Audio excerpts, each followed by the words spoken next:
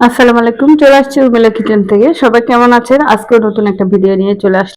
আজকে খুব মজা করে আমি ডাটা রান্নাটা আপনাদের সাথে শেয়ার করছি। ২ রকমের শুটকি দিয়ে। এখানে চিংড়ি শুটকি আর ছুরি শুটকি আগে থেকে ধুয়ে পরিষ্কার করে রেখেছি। গরম পানিতে একদম পরিষ্কার করে রেখেছি। তারপর আমি দিয়ে দিচ্ছি কিছুটা মুসুর ডাল। মুসুর ডালটা আগে থেকে ধুয়ে রেখেছিলাম। মুসুর ডালটা দিয়ে দিলাম। দিয়ে যা যা মসলা লাগে আমি এটার সাথে দিয়ে দিচ্ছি। এটা কারণ হাত দিয়ে মাখিয়ে আমি বসিয়ে দিব প্রথমে।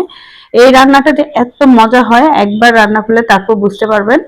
এরপর আমি দিয়ে দিয়েছি কয়েকটা কাঁচামরিচ ফালি করে আর একটা দুইটার মতো পেঁয়াজ কুচি আমি দিয়ে দিয়েছি। দিয়ে এখন আমি স্বাদ মতো আমি লবণটাও দিয়ে দিচ্ছি। এই যে লবণটা দেওয়া হয়ে গেল।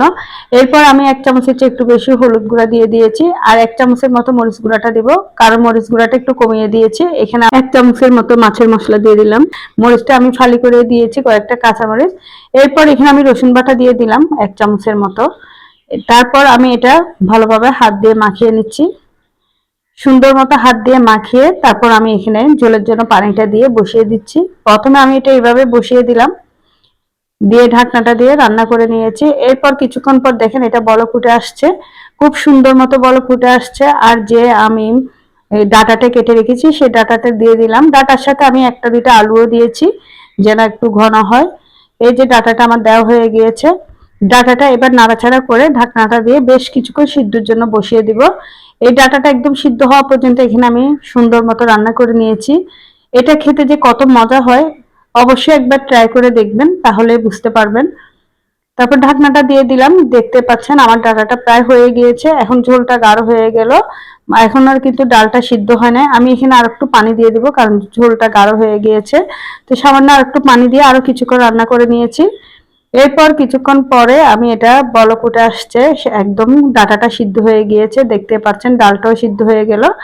খুব নরম হয়ে গিয়েছে। ডাটাটা দেখতে যেরকম লাগছে এরকম না, একদম দেখেন নরম। এখন আমি একটা ফ্রাই প্যান বসিয়ে দিয়েছি এক চুলার মধ্যে, আর চুলাতে ডাটাটা আস্তে আস্তে হতে থাক। আর সামান্য আমি তেল দিয়ে দিয়েছি ফ্রাই প্যানের মধ্যে।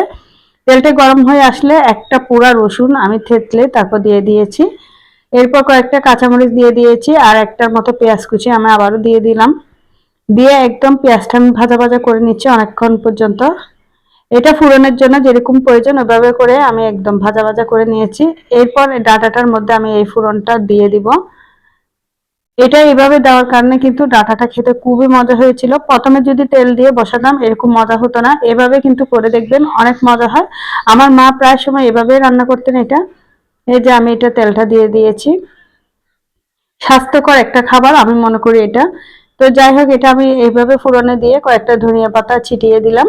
দিয়ে গরম গরম ভাতের সাথে এটা পরিবেশন করব। খেতে খুবই মজা। আর কে কোনখান থেকে দেখছেন অবশ্যই জানাবেন। আর সবার ভালো লেগে থাকলে লাইক কমেন্ট শেয়ার দিয়ে পাশে থাকবেন। আজকে এই পর্যন্ত। সবাই ভালো থাকবেন।